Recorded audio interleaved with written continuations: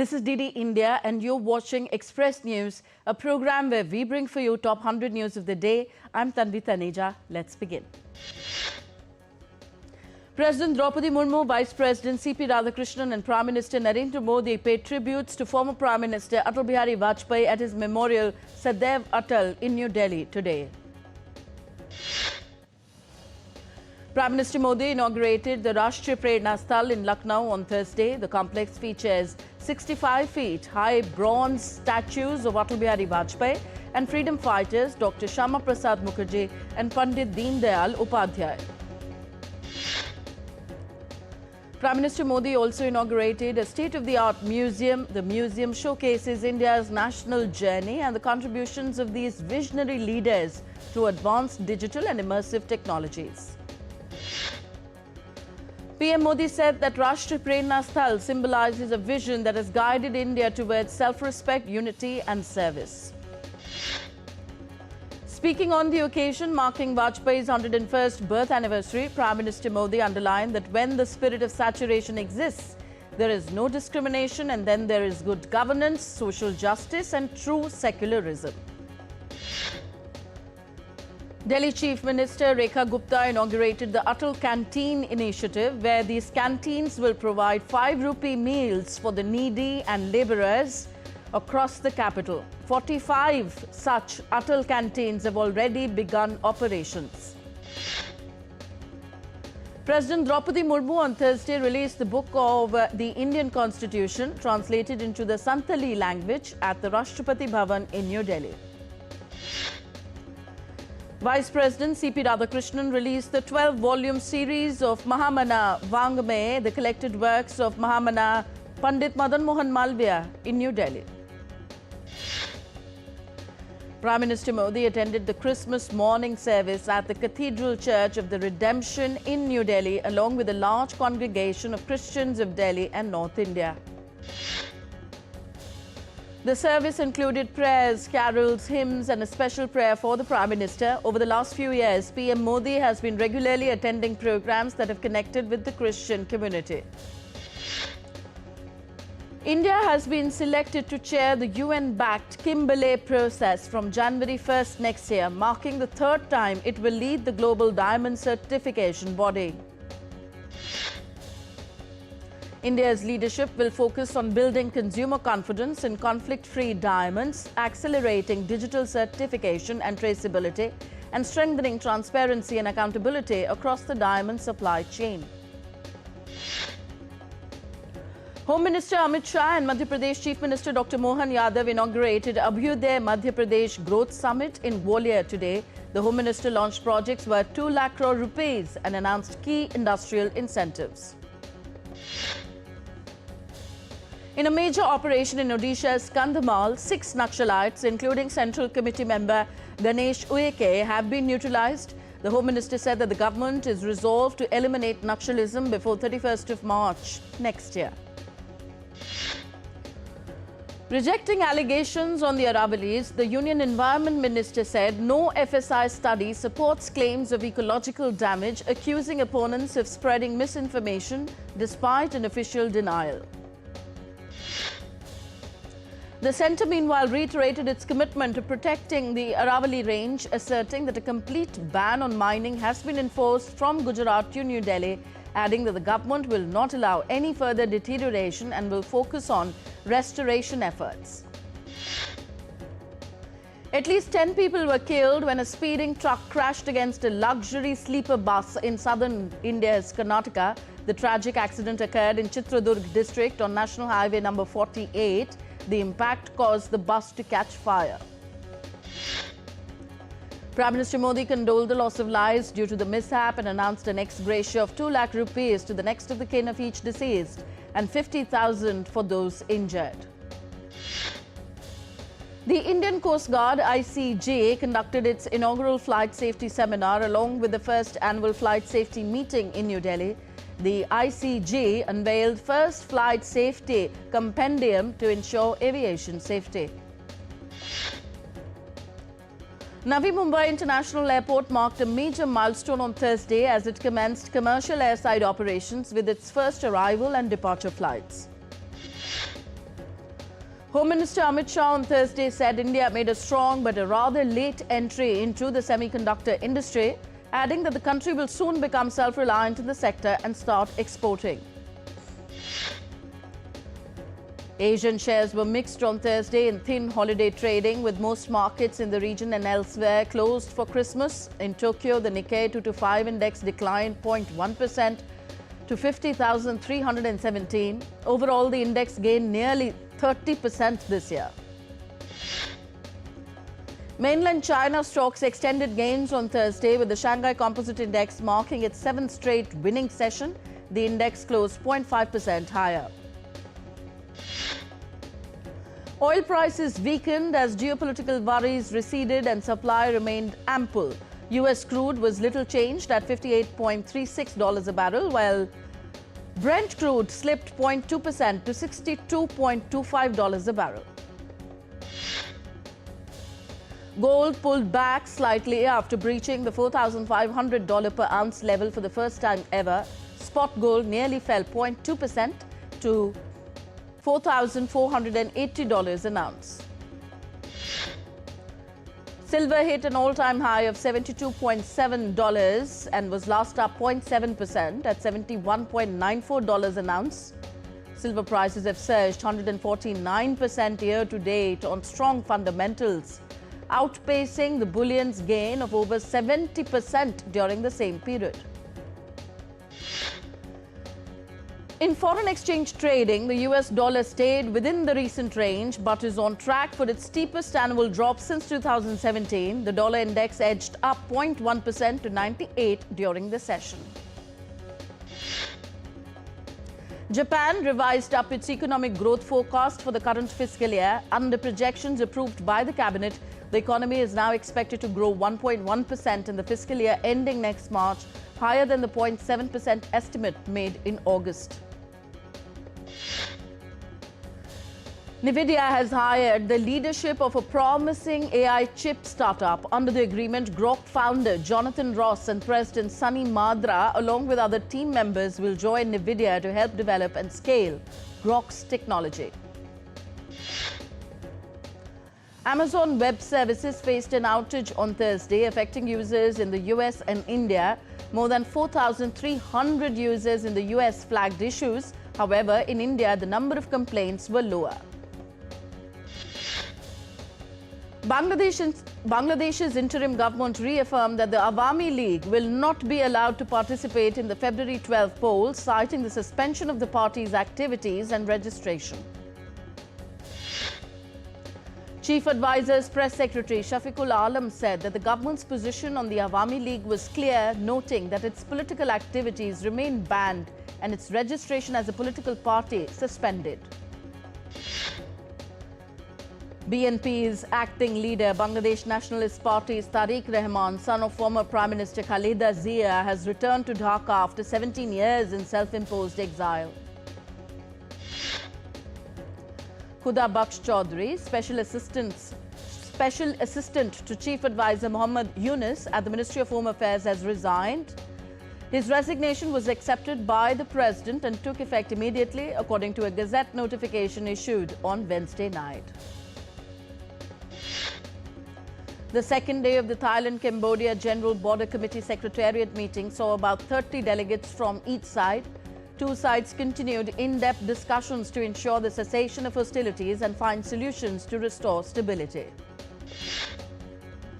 North Korean leader Kim Jong-un oversaw the test firing of long-range surface-to-air missiles near the country's east coast on Wednesday. The launch marked another step in Pyongyang's efforts to strengthen its strategic defense capabilities. The U.S. Justice Department has found more than 1 million more documents potentially tied to convicted Jeffrey Epstein, delaying the full release for weeks while officials redact details to protect victims. The Justice Department failed to meet that deadline, however, with Deputy Attorney General Todd Blanche blaming the delay on the need to painstakingly redact the identities of Epstein's victims from the files. Kremlin says it is analyzing the documents on ending its conflict with Ukraine. These documents were brought to Moscow by Special Envoy Kirill Dmitriev from the United States. The Ukrainian military hit an oil refinery in Russia's Rostov region with Storm Shadow missiles, causing multiple explosions. Earlier in the day, Kiev's long-range drones also hit oil product tanks in the Russian port of Temryuk. Russian Tu-95MS long-range bombers conducted a scheduled flight over neutral waters in the Barents and Norwegian seas. Fighter jets from other countries accompanied them at certain points along the route. Pope Leo XIV celebrated his first Christmas Mass, greeting thousands of faithfuls in St. Peter's Square. The new pontiff conducted the service in a notably informal style and used his address to emphasize messages of peace and unity. US President Donald Trump and First Lady Melania answered children's questions on Christmas Eve about NORAD's 70th annual Santa Tracker, which maps Santa's journey worldwide. Trump joked with kids about Santa's security. Britain's King Charles and Queen Camilla attended a Christmas Day morning service at Sandringham Church on Thursday. Prince William, Princess Kate and other members of the royal family were also present as the royals gathered at the King's estate for the holiday celebrations. In Honduras, Nasria Aspura, a conservative candidate, was declared winner of the presidential vote on Wednesday after weeks of delays following technical problems and allegations of fraud. Residents of Somalia's capital Mogadishu voted in municipal elections on Thursday, a key step towards the country's first direct national vote in over 50 years. The polls are being seen as a test run for future elections, and they mark a shift from Somalia's long-used clan-based system.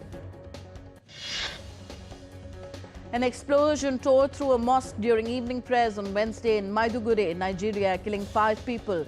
The city has long been affected by Boko Haram and its ISWAP offshoot.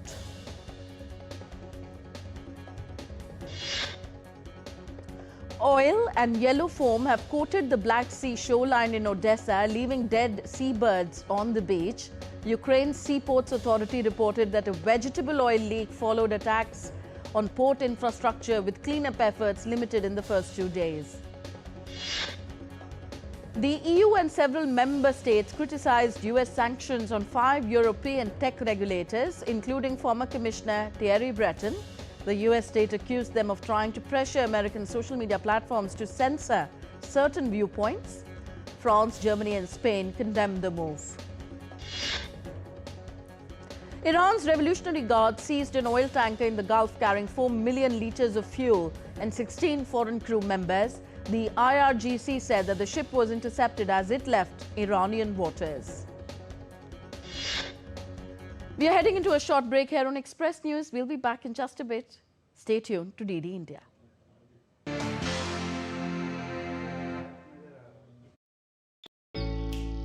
Jharkhand will mesmerize you with majestic nature, rich heritage and colorful culture.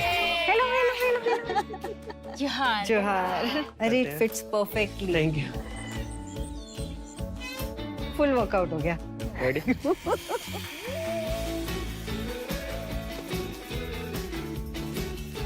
Postcards from Jharkhand on National Geographic.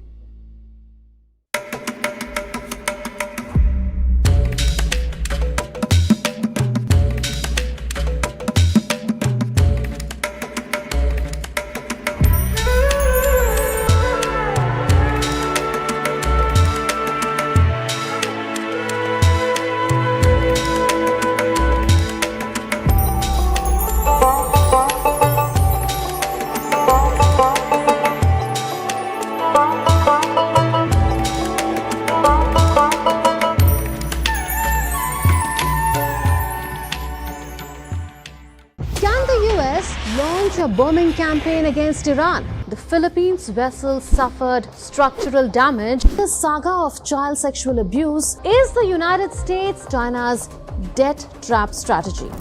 Truth is stranger than fiction. But sometimes hard to uncover.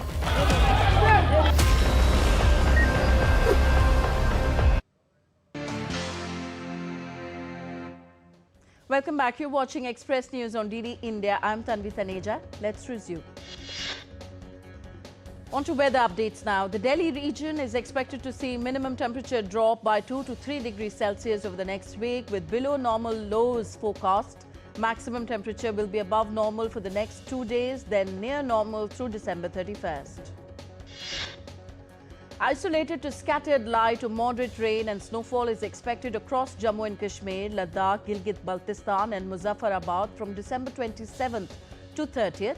Himachal Pradesh may see snow, while Uttarakhand is forecast to receive snow on December 29th and 30th. Dense to very dense fog prevailed across many parts of northern India over the next week. East and west Uttar Pradesh, Punjab, Haryana, Delhi are among those that experience reduced visibility, with fog expected to persist through December 31st in some areas. Eastern India and parts of northeast saw dense fog in the mornings and nights of the coming days. Bihar, Odisha, Sub-Himalayan, West Bengal, Sikkim and the northeastern states are likely to experience reduced visibility, which could affect travel and daily activities. Isolated areas of Uttarakhand are expected to experience cold to severe cold day conditions in the coming days, according to the India Meteorological Department. The IMD also issued warning that isolated thunderstorms with lightning and gusty winds of 30 to 40 kilometers per hour are forecast over the Andaman and Nicobar Islands. Delhi experienced a brief improvement in air quality on Thursday, with the AQI recorded at 220 in the poor category. Moderate winds and favorable meteorological conditions temporarily eased pollution. Flash flood warnings hit Los Angeles and much of Southern California as a Christmas storm brought heavy rain and gusty winds. Authorities issued evacuation orders, closed roads and opened shelters to protect residents. The Pineapple Express, an atmospheric river from Hawaii, dumped heavy rain and strong winds on the west coast. Thousands lost power and fire scarred areas like Malibu and Pacific Palisades faced mudslide risks. California Governor Gavin Newsom declared a state of emergency as authorities mobilized resources. Forecasters warned more rain and flooding expected through Christmas, making travel unsafe across the region. St. Mary's Church in Ayodhya celebrated Christmas with lights, cribs and hymns welcoming children and families for a festive service. Across India, communities marked the holiday with decorated streets, prayers and special church services.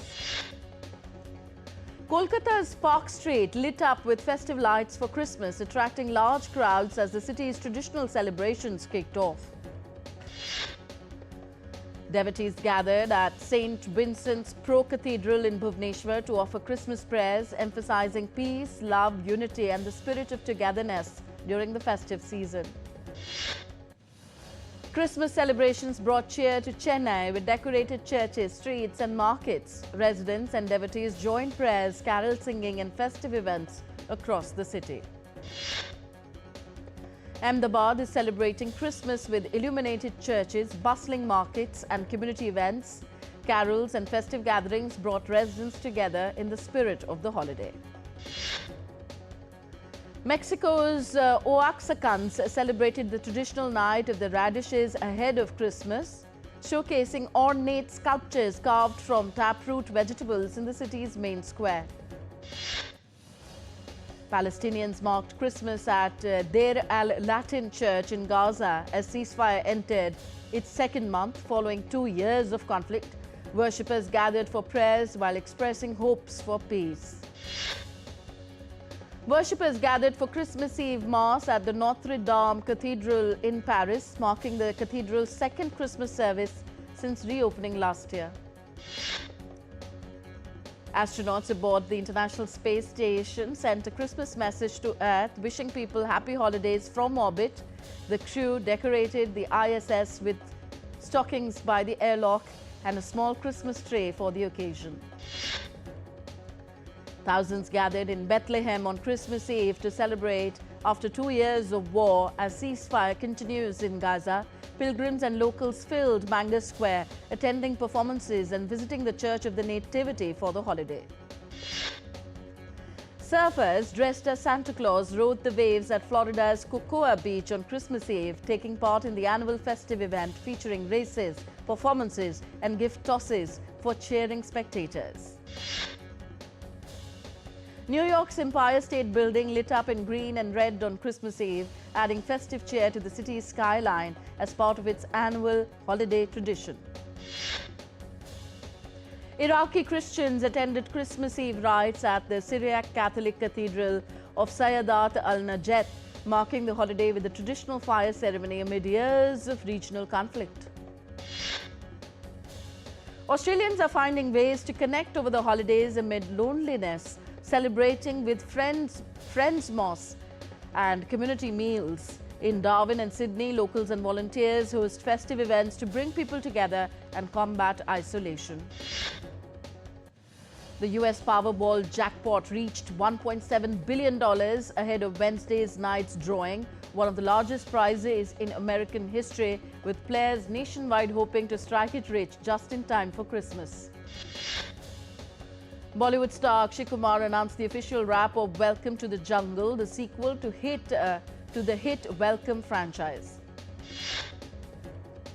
The Hindi action film Dhurandhar has become the 11th Indian film to surpass 900 crore rupees in the global box office revenue.